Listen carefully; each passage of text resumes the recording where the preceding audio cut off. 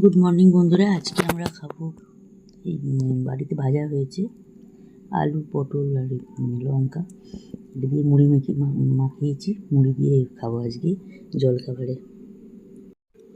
ওদের মুড়ি দিয়ে দিয়েছি, ভাজাগুলোও দেওয়া হয়ে গেছে। এটা আমার প্লেট, মানে মুড়িটা আমার কাছে আছে, মুড়িটা শেয়ার করিনি, এটাই করলাম। আজকে হলো 11ই জুলাই। আজকে আমার হাজব্যান্ডের বার্থডে, আমার শাশুড়ি মারও এই ডেটেই বার্থডে, দুজনেরই ওদের। আমি বানাবো ফ্রায়েড রাইস আজকে, আর চিকেন কষাটা আমার হাজব্যান্ড বললো ও করবে। ঠিক আছে করো। আমি এগুলো সব কেটে নিয়েছি, কাটা হয়ে গেছে আমার। বিনস, ক্যাপসিকাম এই যে একটা জায়গাতেই রেখেছি, আর গাজর সব কাটা হয়ে গেছে। কাজু কিশমিশ ভিজিয়ে রেখেছি, ঘি দিয়ে ভাজবো। আর রান্নাটা করবো ঘি আর অল্প সাদা তেল দেবো, দিয়ে বানাবো।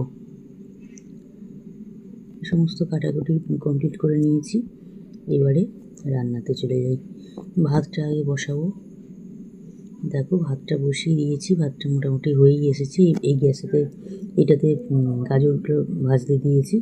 আগে কাজু কিশমিশটা ভেজে নিয়েছি, ঘি আর সাদা তেল দিয়ে কাজু কিশমিশ ভেজে তুলে রেখেছি। রেখে এবারে গাজরটা ভাজতে দিয়েছি। গাজর ভাজা হয়ে গেছে, একটু নুন আর সামান্য একটু চিনি দিয়ে গাজরটা ভেজেছি, তাড়াতাড়ি নরম হয়ে যায়, সেদ্ধ হয়ে যায় বলে।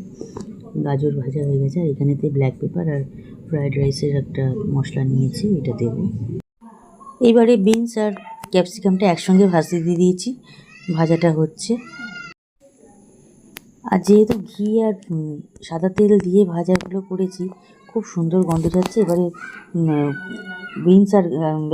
বিনসগুলো আর ক্যাপসিকামগুলো তুলে নিয়েছি, নেওয়ার পর ওই তেলেতে গোটা গরম মশলা আর তেজপাতা দিয়েছি, দিয়ে তারপরে এবার রাইসটা হাফ দিয়েছি, দিয়ে এটা লেয়ার করেছি, হাফ দিয়েছি, দিয়ে কাজু কিশমিশ দিয়েছি কিছুটা, গাজর দিয়েছি কিছুটা, আর বিনস আর ক্যাপসিকাম দিয়েছি কিছুটা, দিয়ে তার মধ্যে আবার একটু ঘি দিয়েছি, সামান্য একটুখানি নুন দিয়েছি, চিনি দিয়েছি, অল্প একটুখানি চিনি দিয়ে তারপরে ওই চিংসের যে মশলাটা, প্রমোশন করছি না, কোনো রকম প্রমোট করছি না, ওই কোম্পানিরও নিয়ে এসেছে, দিলাম।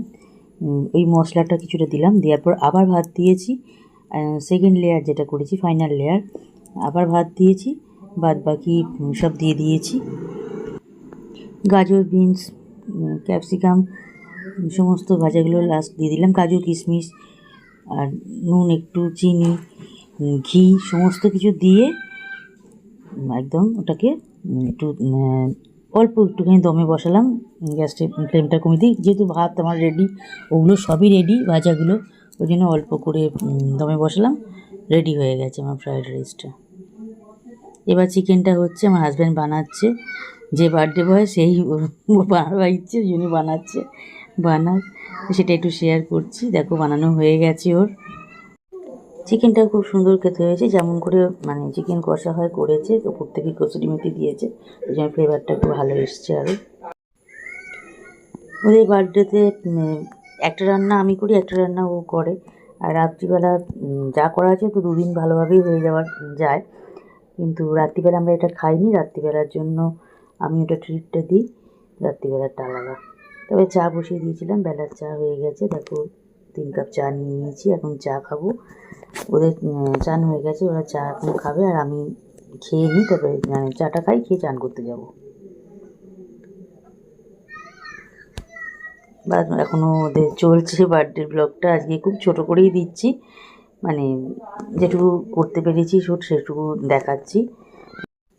দুপুরবেলার আইটেম ফ্রায়েড রাইস আর চিকেন কষা, এই আমরা খেতে বসেও গেছি। ফ্রায়েড রাইসটা ভীষণ সুন্দর, মানে নিজে করেছি বলে বলবো না। আর আজকে এগ ফ্রায়েড রাইস করিনি, সেদিনকে করেছিলাম এগ ফ্রায়েড রাইস, আজকে এগ ফ্রায়েড রাইস করিনি, ভেজ করেছি। আর চিকেন কষা, দুটো আইটেমই খুব সুন্দর হয়েছে। লাঞ্চটা কমপ্লিট করি, আর রাত্রিবেলা তো আমি ট্রিট দিই, বললাম রাত্রিবেলার খাবারটা যখন আসবে তখন শেয়ার করব। গুড ইভিনিং বন্ধুরা, চা হয়ে গেছে, চা খেয়ে মন্দির যাবে।